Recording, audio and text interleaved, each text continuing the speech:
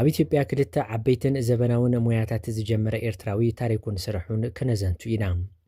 ቅድሚ እዚ ሰብ ናብ ኣዲስ ኣበባ ምኻዱ ኣብ ኤርትራ እናሃለወ ብኣስተርጓምነትን ጸሓፍነትን ዝፍለጥ ጥበብ ዝተዓደለ እዩ ነይሩ። ኣብ ኤርትራ ዘማዕበሎ ክእለትን ሞያን ሒዙ ናብ ኣዲስ ኣበባ ምስ ከደ ኣብቲ ሃገር ዘይነበሩ ክልተ ዓበይቲ ሞያታት ዝጀመረ እዩ።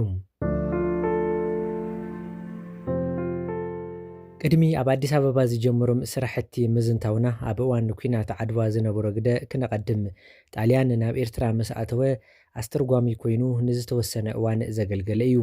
ኤርትራ ኣብ ትሕቲ ጣልያን ምውዳቓ ካብ ልቡ ይቃወም ዝነበረ ሰብ እውን እዩ። ዓወት ዓድዋ ክርከብ ዝተፃወተ ግደ እውን ዝዓዘዘ እዩ ነይሩ። ኮይኑ ግን ንሱ ዝተፃወተው ግደ ባሻያው ዓሎም በይኑ ከም ዝዓየዮ ገይሩ ተገይሩ እዩ ክዝንቱ ዝስማዕ። እዚ ሰብ ብላታ ገብረ እግዚኣብሔር ጊላ እዩ።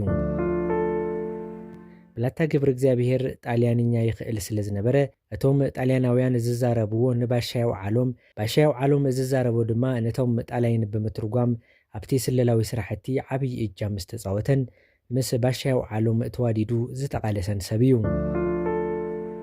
ድሕሪ ዓወት ዓድዋ ኤርትራ ኣብ ኢድ ጣልያን ብምውዳቕ እሞ ገብረ እግዚኣብሔር ጊላይ ስርሑ ስለ ዝፈልጥ ከቢድ ግፍዕን በደልን ክበፅሖ ክኢሉ እዩ።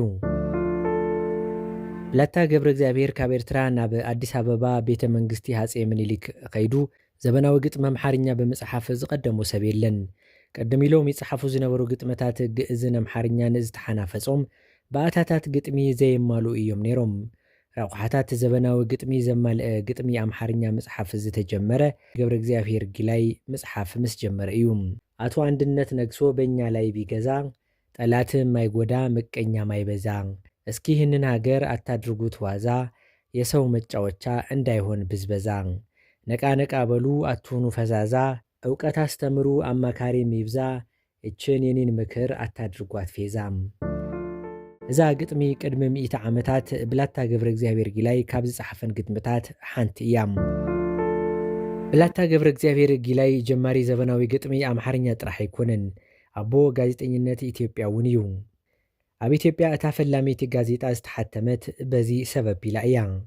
እታ ኣእምሮ ዝብል ስያሜ ዝነበራ ብኢድ ብላታ ገብረ እግዚኣብሔር ጊላይ እናተፃሓፈት ተዘርጋሕ ዝነበረት ጋዜጣ ካብ ሓሳብ ጀሚሩ ክሳብ ፅሕፈትን ዝርጋሕን ኩሉ ይሰርሖ ዝነበረ ብላታ ገብረ እግዚኣብሔር ጊላይ እዩ ነይሩ። ስለ ዝኾነ ኣብ ኢትዮጵያ ጋዜጠኝነትን ጋዜጣን ክጅመር ዝገበረ ንሱ እዩ። እቲ ኣዝዩ ዝገርም ገብረ እግዚኣብሔር ቋንቋታት ትግርኛ፣ ግእዝ፣ ኣምሓርኛ፣ ጣልያንኛን ዓረብኛን ኣፀቢቑ ዝመለኽ ሰብ ምንባሩ እዩ። ገብረ እግዚኣብሔር ጊላይ ኣብ ኤርትራ ጻዕዳ ክርስቲያን ኣብ ዝበሃል ዓዲ ኣብ 1852 ዓ.ም እዩ ተወሊዱ። ኣብቲ ከባቢ ኣብ ዝርከብ ዝነኛ ገዳም ደብረ ቢዘን ትምህርቲ ቤተ ክህነት ዝተማሃረ ገብረ እግዚኣብሔር ብዙሕ ከይፀንሐ ኣብቲ ከባቢ ብዝተለዓለ ድርቂ ካብ ትውልዲ ዓዱ ርሒቑ ንክስደድ ተገዲዱ እዩ። ናብ ኣስመራ ብምኻድ ድማ ምስ ጣልያናውያን ናይ ምዕባይ ዕድል ረኸበ። ዘበናዊ ትምህርቲ ናይ ምምሃር ዕድል ዝረኸበ እውን ሽዑ እዩ ነይሩ። ካብ ትምህርቱ ጎናጎኒ ካልኦት ቋንቋታት ብምጽናዕን ካልኦት ተግባራት ብምኽዋንን ብፍላይ በቶም ጣልያናውያን ኣዝዩ ዝተፈተወን ዝተናደን መንእሰይ ኮነ። ገብረ እግዚኣብሔር ብዝነበሮ ቅልጣፈን ክእለት ቋንቋታትን እቶም ጣልያናውያን ቱርጁማን ወይ ድማ ኣስተርጓሚ ገይሮም የስርሕዎ ነይሮም። ካብ ኣስመራ ናብ ከባቢ ተሰነይ ከይዱ ድማ ናይቲ ከባቢ ኣመሓዳሪ ዝነበረ ጣልያናዊ ቱርጁማን ኮይኑ ኣገልጊሉ እዩ። ኣብቲ ከባቢ ዝነበረ ፍሉጥ ሓርበኛ ባህቲ ሓጎስ በቐረባ ናይ ምፍላጥ ዕድል ዝረኸበ እውን ሽዑ እዩ ዝነበረ። ፈለማ እሙን ቱርጁማን ኮይኑ እኳ ይሰርሕ እንተነበረ ድሓር ግን ግፍዒ እቶም ጣልያናውያን ምስ ረኣየ ክጸልኦምን ኣንጻሮም ደው ክብልን ክኢሉ እዩ።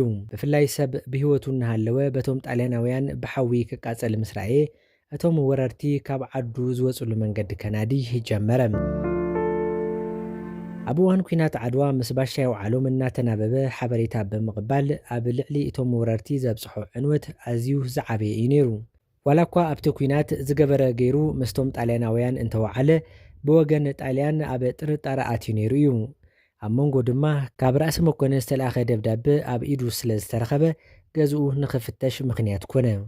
ኣብ ገዝኡ ድማ የብፃሕ ናብ ንጉስ ምኒልክ ዝብል ደብዳቤ ምስ ካልኦት ሰነዳት ተረኸቦም።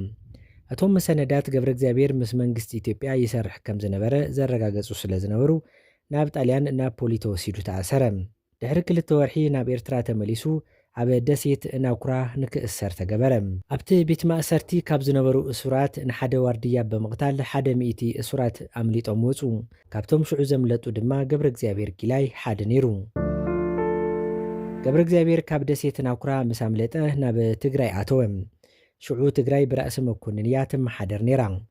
ራእሲ መኮንን ብክብሪ ተቐቢሉ ናብ ኣዲስ ኣበባ ሰደዶ። ኣብ ኣዲስ ኣበባ ድማ ኣማኻሪ መጋባእያ ሃፀይ ምኒልክ ኮይኑ ከገልግል ጀመረ። ገብረ እግዚአብሔር ጊላይ ቅድም ኢሉ ኣብ ኤርትራ እናሃለወ ብኢዱ እናፀሓፈ ዝዝርግሖ ጽሑፍ ዝነበረ እንትኾን ኣብ ኣዲስ ኣበባ እውን ነቲ ስራሕ ብምቕጻል ብኢዱ እናፀሓፈ ዝተፈላለየ ሓበሬታ ናብ ኣንበብቲ የብፅሕ ነይሩ። ብዙሕ ከይጸንሐ ድማ ገብረ እግዚአብሔር ይጽሕፎም ዝነበሩ ጽሑፋት ኣእምሮ ብዝብል ስያመ ጋዜጣ ኮይኑ ብፍላይ ነቶም መሳፍንትን መኳንንትን እናተዓደለ ይንበብ ነይሩ።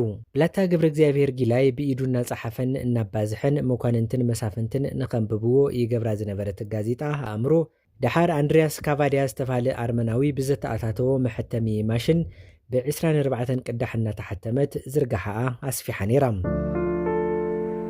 ገብረ እግዚአብሔር ጊላይ ኣብታ ጋዜጣ ካብ እዋናዊ ሓበሬታ ብተወሳኺ ግጥምታቱ እውን ይጽሕፍ ነይሩ። ንሱ ይጽሕፎም ዝነበሩ ግጥምታት ንኻልኦት ገጠምቲ ኣርኣያ ዝነበሩን መወከሲ ዘመናዊ ግጥሚ ኣምሓርኛ ኮይኖም ዝተሰነዱን እዮም። በርግጽ ግጥምታቱ ተኣኪቦም ኣብ ሓደ ጥራዝ ስለ ዘይተሓተሙን እቶም ዝበዝሑ ሽሙ ስለ ዘይጸሓፈሎምን ካልኦት ሰባት ናይ ባዕሎም ገይሮም ዘሐተምዎም ከም ዘለው ይግለጽ። እቶም ዝተረፉ ድማ ከይተሰነዱ እዮም ተሪፎም። ብላታ ገብረ እግዚአብሔር ጊላይ ኣብ ኢትዮጵያ ትምህርቲ ክስፋሕፋሕን ስነ ጽሑፍ ክዓብን ጋዜጠኝነት ክጅመርን ብሓፈሻ ስልጣነ ክተኣታቶን ክምዕብልን ልዑል ግደ ዝተፃወተ ሰብ እዩ። ብላታ ገብረ እግዚአብሔር ኣማኻሪ መጋባእያ ሃፀይ ምኒልክ ኮይኑ እናሰርሐ እናሃለወ ነቲ ናይቲ ዘበን ምሕደራን ዳይነትን ስለ ዝነቐፈ ናብ ሃረር ተላኢኹ ኣማኻሪ ራእሲ መኮንን ኮይኑ ንክሰርሕ ተገበረ። ኣብ ሃረር እውን ህዝቢ ኣኪቡ ኣብ ዘምህረሉ እዋን ዓለም ትዘውርያ ብምባሉ ከም ሓደ ክሓደ ተቆፂሩ ንክእሰር ተገበረ። ካብ ሃረር ቤት ማእሰርቲ ምስ ወፀ ናብ ኣዲስ ኣበባ ከይዱ ናብርኡ ቀጸለ። ኮይኑ ግን ብዙሕ ከይጸንሐ ኣብ 1906 ዓ.ም ብሰንኪ ሕማም ልቢ ብዝብል ካብዚ ዓለም ብሞት ተፈልዩ። እዚ ኣብ ስነ ግጥሚ ኣምሓርኛን ጋዜጠኝነት ኢትዮጵያን ብቐዳምነት ዝጥቀስን ልዑል ግደ ዝተፃወተን ሰብ ሽሙ ብዙሕ ክለዓል ኣይስተውዓልን። ስራሕቱ ግን ካብ ውሉድ ወለዶ እናተሳገሩ ዝርከቡ ድሙቓት እዮም።